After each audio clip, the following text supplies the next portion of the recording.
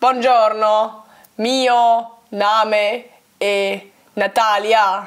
Das ist überhaupt nicht richtig. Kann ich in 5 Tagen eine Sprache lernen? Das habe ich mich gefragt, weil eigentlich finde ich es mega nice, wenn man noch so eine weitere Sprache kann, neben Deutsch und Englisch, aber es fühlt sich einfach nach ultra viel Arbeit an. Ich habe nur schon in der Schule 9 Jahre Französisch gehabt und habe viel mit einem A2-Niveau abgeschlossen. Bonjour, je m'appelle Nathalie, je suis 20 ans et je suis...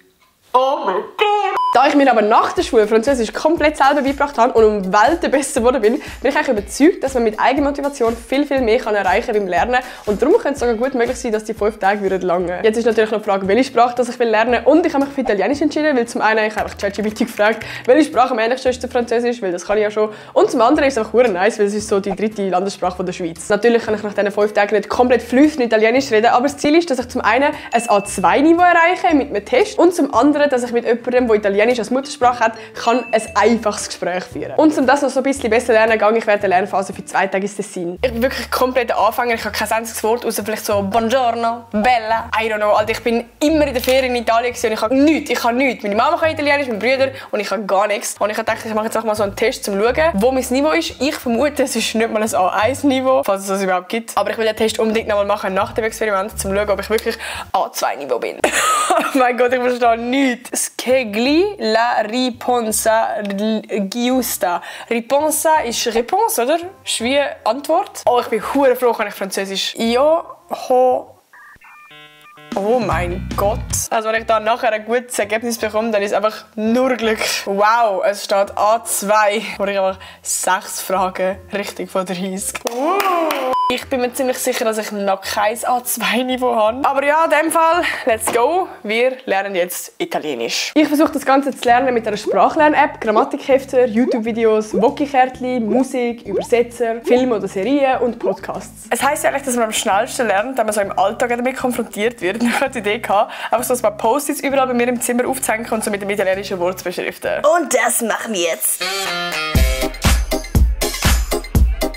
Mein ganzes Zimmer ist es auch voll, ich weiss nicht, ob man es sieht. La lampada, la specchio, il muro, l'impianto, il pavimento, la toiletta. Es klingt einfach wie Klo, aber es ist mein Schminktisch. An diesem Tag bin ich auch nach Fantasy Basel gegangen. Das heisst, ich habe vor allem die Hin- und die Rückfahrt im Zug nutzen, um zu lernen. Und für das habe ich zuerst mal Grammatikbücher von meiner Mom probiert. Die sind echt nicht schlecht und für den Anfang hat es echt gut funktioniert. Ah, ragazzo.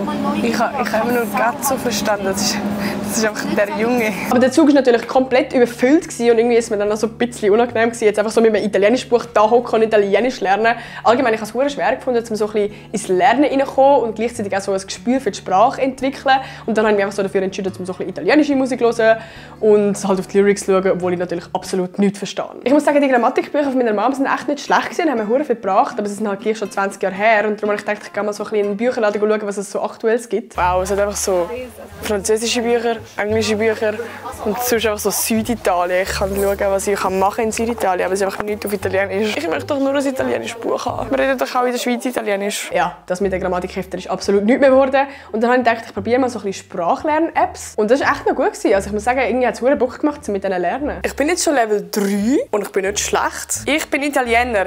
Io sono italiano. Ja! Alter, ich schwöre, das pusht mein Ego auf ein neues Level. Ich probiere jetzt mal mich vorzustellen. Also, buongiorno, mi chiamo Nathalie, sono Svizzera. Alter, ich kann einen Satz. Boah, ich bin jetzt irgendwie so seit einer Stunde in dieser App dran und ich kann es gerade nicht mehr. Ich bin gerade fast am Einschlafen, ich muss jetzt irgendetwas anderes machen. Ich dachte, ich würde jetzt mal auf YouTube gehen und gebe immer so Italienisch für Anfänger oder irgend so etwas ein. Im Restaurant bestellen. Ich glaube, das ist etwas, was ich sehr brauchen, wenn ich im Tessin bin. Okay, ich habe das Video jetzt gerade fertig geschaut und eigentlich ist es mega simpel. Es ist einfach prendo, das heisst ich nehme. Und dann kannst du einfach alles hinten dran herfügen. Prendo una pizza margarita. Es ist erst der erste Tag. Bis ich im Tessin bin, sollte das irgendwie machbar sein. Tag 2. Ich habe das Gefühl, ich habe eigentlich gestern schon recht viel gelernt für den ersten Tag und für das, was ich vorher wirklich gar nicht konnte. Ich bin jetzt gerade aufgestanden, muss mich jetzt schminken und ich habe gedacht, ich schaue jetzt währenddessen ein Video, wo eine erklärt, wie die italienische Aussprache so funktioniert. Wie zum Beispiel R. Crema. Crema. Ich muss jetzt meinen Koffer packen, weil wir gehen jetzt ins Tessin, um noch ein bisschen mehr Italienisch zu lernen. Ich habe das Gefühl, wenn ich vor Ort bin, dann lernt man automatisch noch ein bisschen mehr. Man ist in der Umgebung, man wird konfrontiert, mit Leuten reden etc. Ich bin ja auch damals im französischen Sprachaufenthalt in Montreux. Ich habe wirklich dort mit Abstand am meisten gelernt. Darum hoffe ich mir wirklich so ein bisschen, dass ich dort noch ein bisschen mehr lerne als daheim und dass es mir auch so ein bisschen einfacher fällt. Stazione di fine corsa. Vi preghiamo di scendere dal treno. Arrivederci a presto. Ich habe nichts verstanden. Wir sind jetzt gerade im Zug auf dem Weg nach Lugano und ich dachte, ich muss jetzt ein bisschen was lernen, weil eigentlich wäre das Ziel nachher, wenn wir ins Hotel gehen, dort an der Rezeption auf Italienisch reden. Ich habe keine Ahnung, ob ich das kann, weil ich kann noch nicht wirklich reden. Aber wenn ich jetzt so spezifisch ein paar Sätze lerne, sollte es glaube ich funktionieren.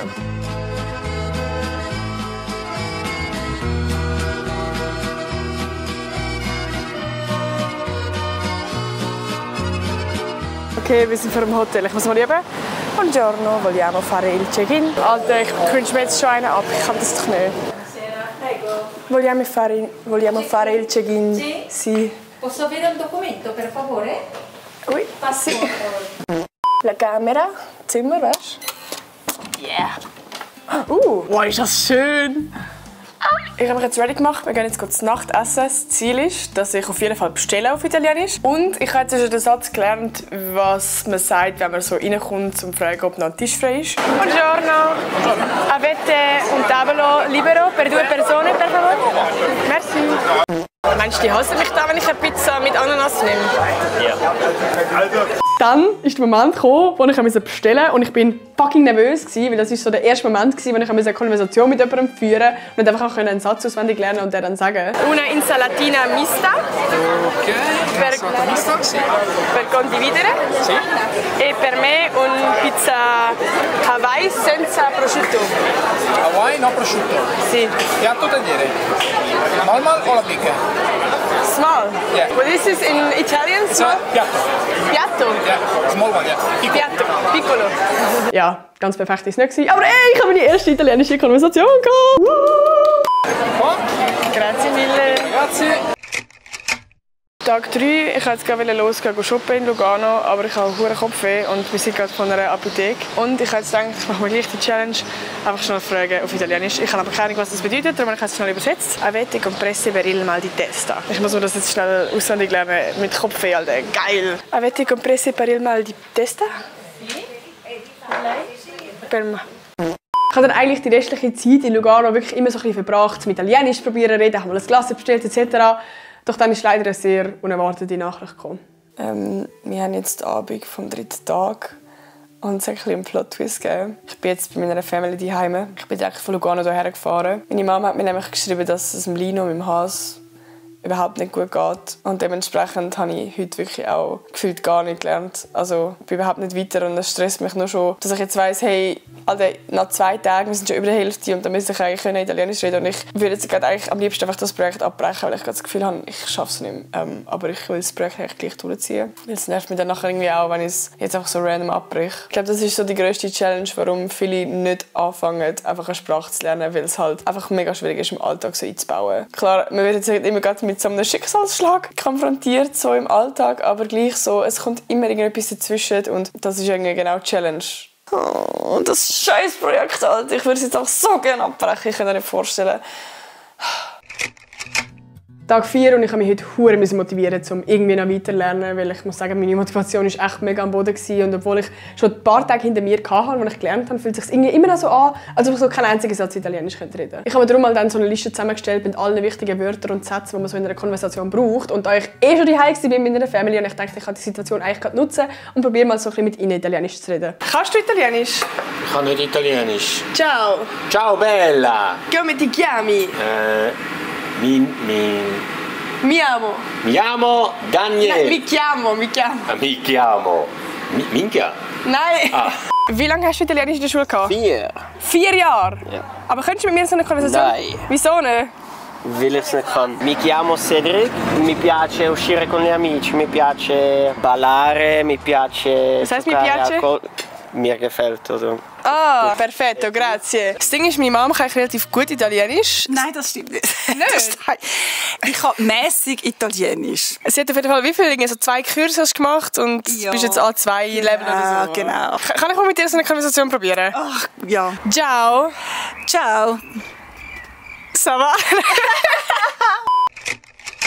Wir haben finally Tag 6. Ich bin eigentlich absolut krank. Aber Leute, ich gebe nicht auf.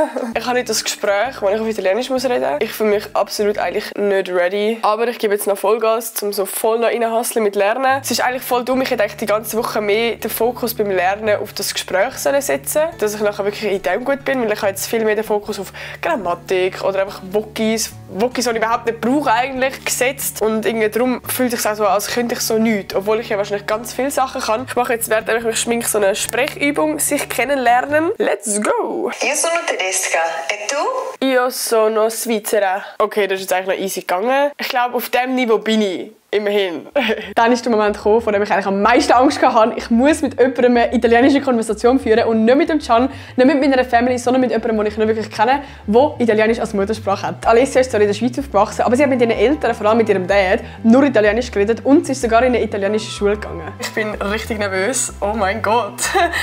Aber let's go. Ciao, Alessia. Ciao, Come stai? io sto bene, tu? Alla grandi. Alla grande. Che cosa fai? Il studio l'italiano. E tu? Io sono al lavoro. Ah, da lavori qua? Tu cosa lavori? Tu cosa lavori? Sono laborante in chimica, lavoro nel laboratorio. Ah, E fai anche social media, vero? sì? Che video fai? Della lifestyle. Sì. Quanti anni hai? 29. Ah, 29. E tu? Ho 22 anni. 22 anni, sì. Sì, sì. E quando hai il compleanno? Il 20 maggio. E tu? 27 aprile.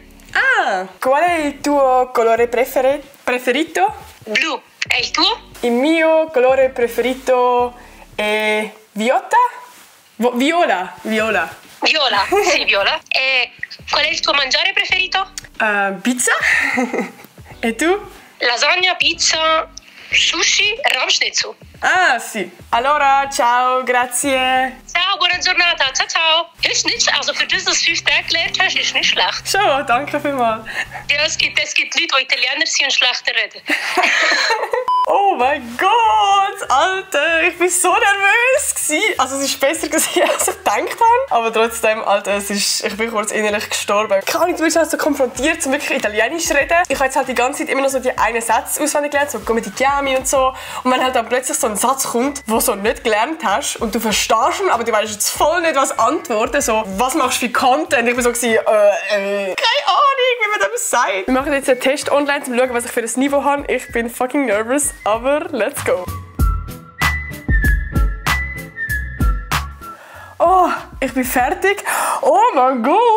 Ich habe 14 von 30 Fragen richtig. Und ich bin A2 bis B1 Level. Also, ich muss sagen, es hat immer noch Fragen gegeben, die ich jetzt schätzen musste, aber viel, viel weniger. Und ich habe bei jeder Frage eigentlich so ein bisschen den Kontext verstanden. Also es war jetzt nicht komplett ein Wild Guess gewesen. Ich bin so stolz auf mich. Ja, wir kommen jetzt zurück zu der Frage, ob ich jetzt wirklich in 5 Tagen auch Sprache lernen kann. Ich würde sagen, nein. Zum einen, ich habe sehr viel gelernt. Also ich habe mehr gelernt, als ich gedacht habe. Ich bin echt stolz auf mich.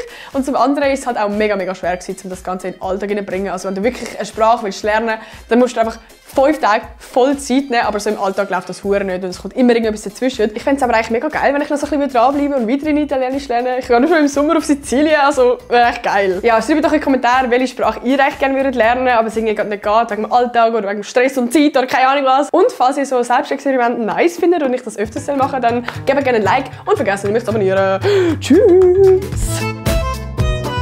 Naja, warte schnell. Au, au, au, au. Au, au. Euch zeigen, wie... Mein Dad kann besser fluchen als reden auf Italienisch. Das kannst du alles... Das muss niemand wissen. Doch, erzähl eins. Nein, das erzähl eins einziges. Affangulo.